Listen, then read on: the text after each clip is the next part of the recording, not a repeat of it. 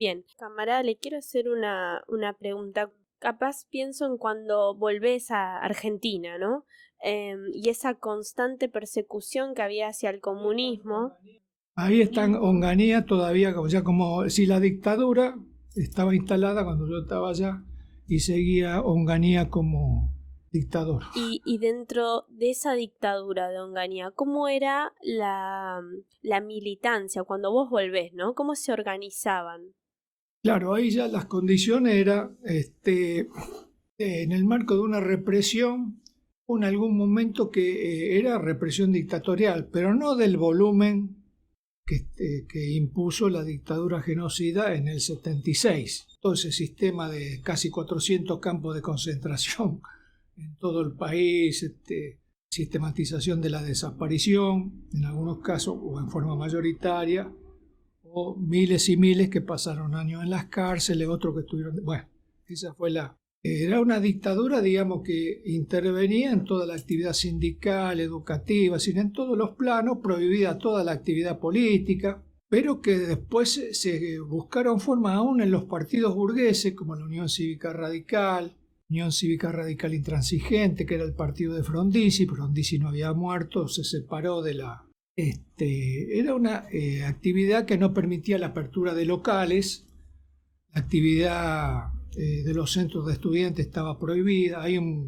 Se realiza una jornada memorable por lo represiva del movimiento estudiantil que se llamó la Noche de los Bastones Largos, que fue la intervención de la Universidad de Buenos Aires al poco tiempo de la instalación de la dictadura, el 28 de junio de 1966. Es derrocado el doctor Ilia, y la Noche de los Bastones Largos, que significa la intervención de la Policía Federal en la Facultad principalmente de Ciencias Exactas.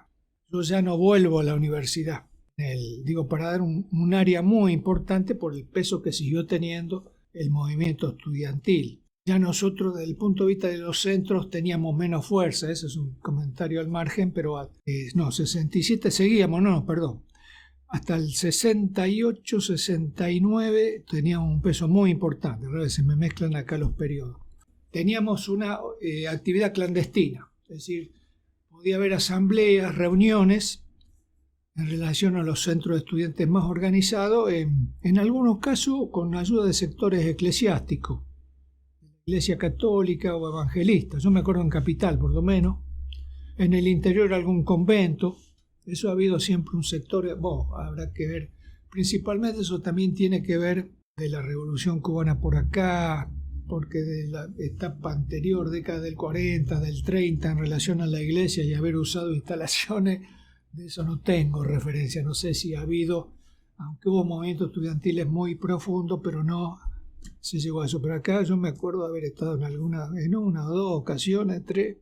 En el caso de una era una universidad evangelista y otra que ha habido por el lado del catolicismo en el interior, caso de Córdoba, o iglesias. Bueno, eso sería las formas de lucha, tratar de mantener y un grado de vinculación, porque los estudiantes lucharon contra la intervención, etcétera, pero después volvieron a estudiar. Vos volvés a estudiar, salvo que te lo impida una percusión tan grande que te están buscando pero la gran masa, y a partir de eso ves como si vos mantuviste los lazos, seguís siendo estudiante, porque ahí se debatió mucho la renuncia de un sector de los profesores en repudio a la dictadura, pero que eso después, por otro lado, separó a esa masa de profesores de su relación con los estudiantes, ese tipo de cuestiones.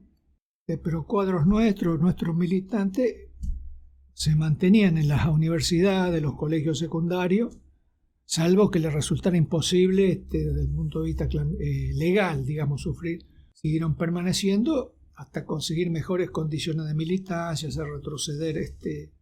Y en el movimiento obrero tenían la misma situación, no había... Que luego se fue rompiendo, ahí viene lo del cordobazo y una etapa previa donde los sindicatos recuperan capacidad, enfrentan la represión en relación a las asambleas que se van produciendo en el caso de Córdoba. Y desde el mismo año 67, 66, hay luchas que son derrotadas, pero se mantiene, portuarios, ferroviarios, luchas, digamos, en el movimiento obrero. Ahí hablamos 67.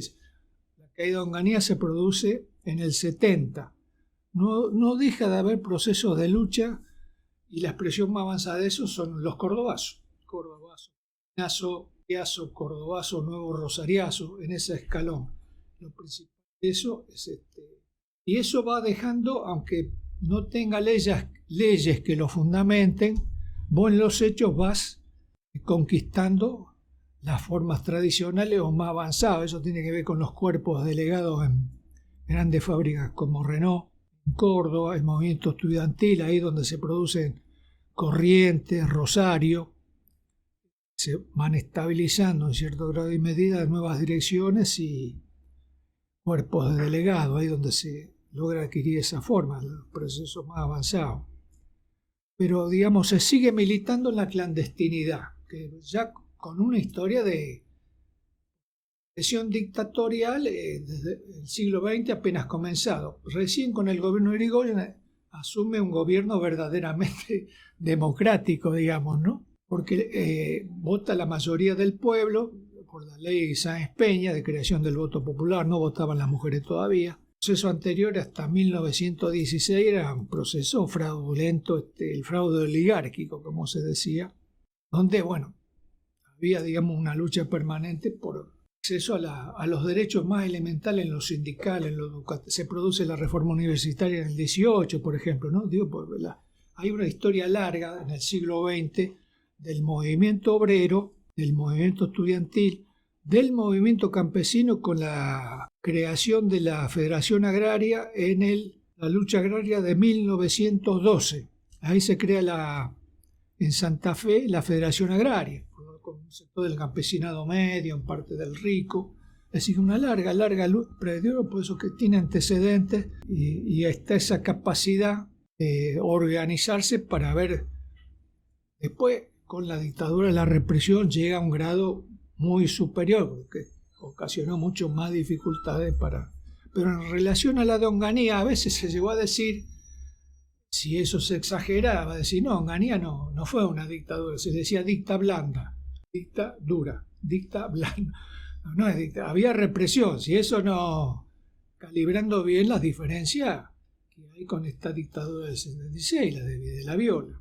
No es que fue un demócrata cualquiera, pero permitía por sus propias contradicciones. Ahí viene un tema siempre de la vida política y de la labor de un partido revolucionario, que son en relación al enemigo. En la Argentina, teniendo tantos países imperialistas buscando y sectores nacionales que tienen diferentes intereses, vos podés encontrar en algún momento distintas situaciones que vos podés aprovechar.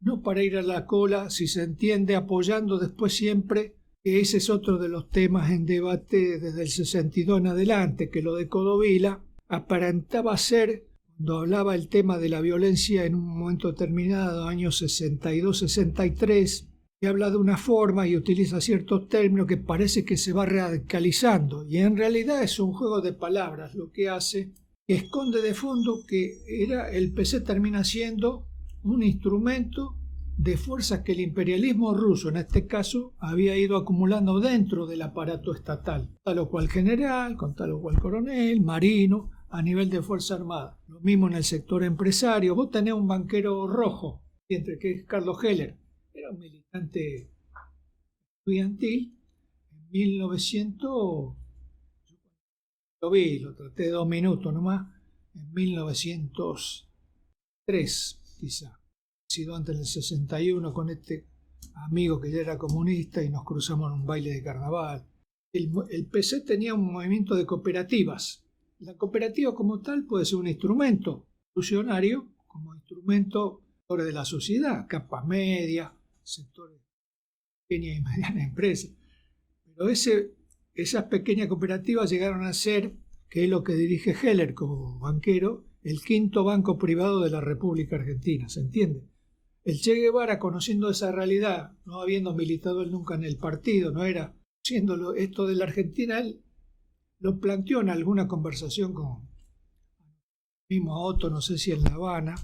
Otto lo llega a tratar al Che en La Habana en 1900, después del triunfo revolucionario, en 1959 o en otra ocasión después. En una situación así, ¿quién dirige a quién? ¿El Partido Comunista dirige al banco o el banco dirige al Partido Comunista? ¿Se entiende? Es un partido que ya su esencia, y esas pequeñas cooperativas, de las cuales, una de las cuales la dirigía la familia Heller. Este Heller que te digo, el que conocés, ¿viste? El diputado Carlos Heller. Bueno, ese es un militante comunista, el padre era comunista y militaban en una cooperativa de consumo, ¿viste? De un nivel que trabajaba principalmente con pequeños comerciantes, ¿viste? O empleados que podían buscar un determinado tipo de crédito, ¿viste? Te estoy hablando de la década del 60, porque yo cuando estaba en la universidad en el 63, con otro de los compañeros que militaba conmigo en la carrera de contador, trabajó en esa cooperativa. Y te cuento como anécdota para cómo era el PC, cómo fue siendo, vale, que trabajaba en esa cooperativa en la zona de Munro, cerca de Vicente López. Un periodo que, bueno, trabajó ahí, a veces venía, era un muchacho físicamente, viste, alto, apuesto, casi llorando. ¿Y por qué lloraba? Casi porque lo maltrataban en la cooperativa. El padre de Heller y el mismo. Y yo me digo, no entendía. Pues sí, son comunistas.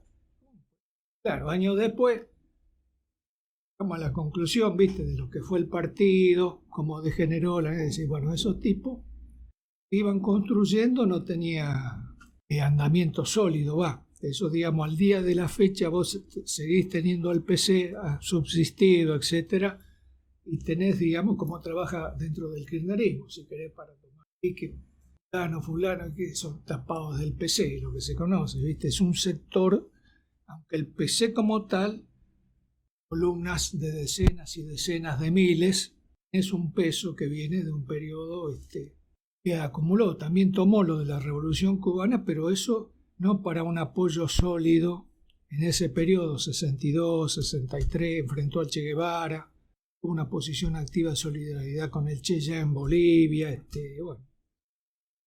¿Qué más de Cuba decís vos en relación a...? No, por ahí... la militancia claro. mía, decía. ¿Cómo fue a partir del 67? Es otro tipo más... Una tarea siempre en el área de propaganda en Capital, con una menor vinculación a la lucha de masas. Y después una tarea inmediatamente en el mes de enero 68, donde ahí sucede el episodio, secuestro y tortura. Esa tarea la tomo desde el año de enero 1968. Y ahí, bueno, esa parte, digamos, preguntas sobre, bueno, ¿y dónde vivía fulano? ¿Cómo era otro? ¿Viste? No sé si después se entiende, ¿viste? La actividad mía.